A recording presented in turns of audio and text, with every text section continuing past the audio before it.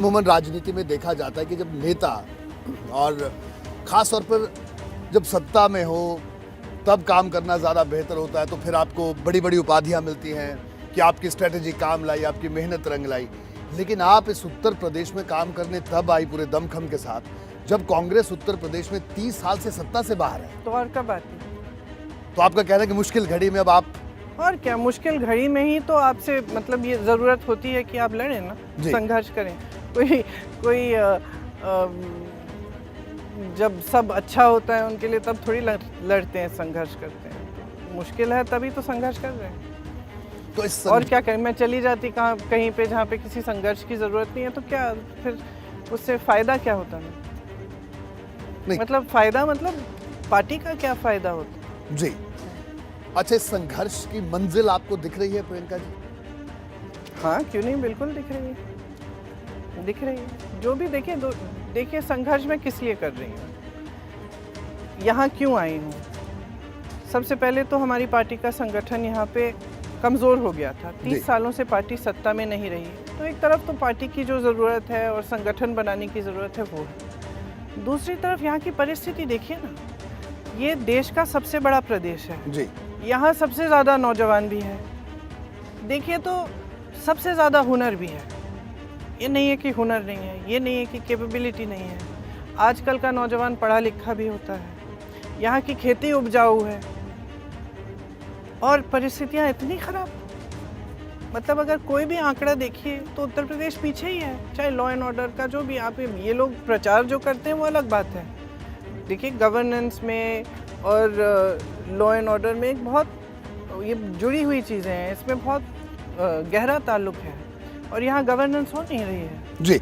यहाँ इवेंटबाजी हो रही है, खूब सारा प्रचार हो रहा है, बड़े बड़े आप विज्ञापन देख रहे हैं कि ये हो गया है, कि मोदी जी कह रहे हैं कि उन्होंने लखपति बनाए खूब सारे यूपी में। लेकिन जहाँ जहाँ मैं जाती हूँ मुझे गरीबी दिख रही है, बेरोज़गारी दिख रही है, किसान परेशान है, छोटे दुकानदार परेशान हैं, महिलाएँ परेशान हैं।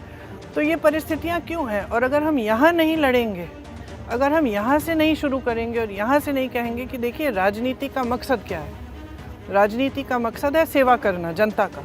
ये लोकतंत्र है, तानाशाही तो है नहीं जी। लोकतंत्र में जनता सर्वोपरि है जी। तो अगर राजनीति का मकसद ये बन गया है कि चुनाव के समय आप जनता को धर्म के नाम पर, जाति के नाम पर आप गुमराह कर लो, उससे आप सत्ता पा लो, आप राज करो, जनता को गुलाम बनाओ, गरीब रखो, तो किसी न किसी को तो लड़ना पड़ेगा ना इसके लिए। जी प्रियंका जी, एक बात बताइए, मैं इस पूरे उत्तर प्रदेश के चुनाव में, इस चुनाव में भी देख रहा हूँ, आप जहाँ जाती हैं, रोड शो करती हैं, आपके व्यक्तित्व में, जो नेता के व्यक्तित्व में जो एक आकर्षण होता है वो है, इस बात में कोई इनकार नहीं है। मैं ये बात इसलिए नहीं कह रहा हूँ कि मैं आपका इंटरव्यू कर रहा हूँ। लोग आते हैं, आपके साथ फोटो भी खिंचवाते हैं, वो प्यार भी दिखाते हैं। लेकिन कांग्रेस बतौर संगठन, वो जो आपके इर्द गिर्द जो भीड़ उमड़ती है आपको देखकर, वो जो एनर्जी है, उस ऊर्जा जो है, उस ऊर्जा को वोटों में तब्दील क्यों नहीं कर पाती?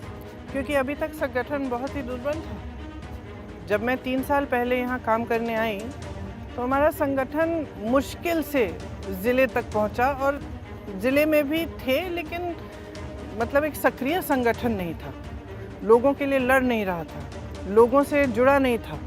जो कार्यक्रम थे वो उसी के दायरे में रहते थे, वही कुछ कार्यकर्ता पदाधिकारी आ जाते थे और उसी का वहीं रहता वो प्रोग्राम। लेकिन पिछले 3 सालों से हमने बहुत काम किया, हमने संगठन न्याय पंचायत, ग्राम पंचायत तक बनाया।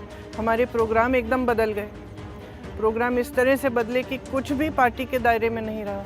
अगर किसानों का कुछ आपको आंदोलन कराना था या महंगाई के खिलाफ करना था तो आप घर घर जाकर लोगों से जुड़कर आपने किया ये आंदोलन, तो एक तो ये बदला। और तीसरी बात कि अब पिछले 3 सालों में अगर आप देखें तो समाजवादी पार्टी, बसपा, इनके नेता, इनके कार्यकर्ता कब बाहर हैं। लेकिन आप कोई भी मुद्दा ले लीजिए, चाहे कोरोना में, चाहे जो प्रवासी श्रमिक थे वो वापस आ रहे थे उस समय, उनके लिए लंगर लगाना, दवाइयों का वितरण करना, कोरोना में ऑक्सीजन से मदद करना, उसके बाद जितनी भी ये महिलाओं के साथ अत्याचार हुए, सोनभद्र में जो हुआ, जो नरसिंहार हुआ यहीं पास में जी, जो उब्भा की बात कर रहे हैं जी, उब्भा की बात कर रही हूँ, और लखीमपुर खेरी में जब किसानों को कुचला गया, तो कौन आया, संघर्ष किसने देखिए, किया? बिल्कुल। कांग्रेस का ही कार्यकर्ता। और मैं आपको बताना चाहती हूँ कि जब जब कुछ हो रहा है आजकल, जहाँ भी कुछ हो रहा है ऐसा, सबसे पहले जो गांव का कार्यकर्ता है, जो न्याय पंचायत का कार्यकर्ता है, ज़िले का कार्यकर्ता है, उससे फ़ोन आता है कि जी ऐसा ऐसा हुआ है, हम पहुंच गए हैं। और कोई और पार्टी नहीं पहुंच रही है, आज कांग्रेस का ही कार्यकर्ता पहुंच रहा है। और प्रचार के लिए भी जिस तरह से कांग्रेस के कार्यकर्ताओं में ऊर्जा रही है और जिस तरह से उन्होंने प्रचार का काम किया है और घर घर गए हैं, मुझे नहीं लगता कि दूसरी पार्टियों में। प्रियंका जी,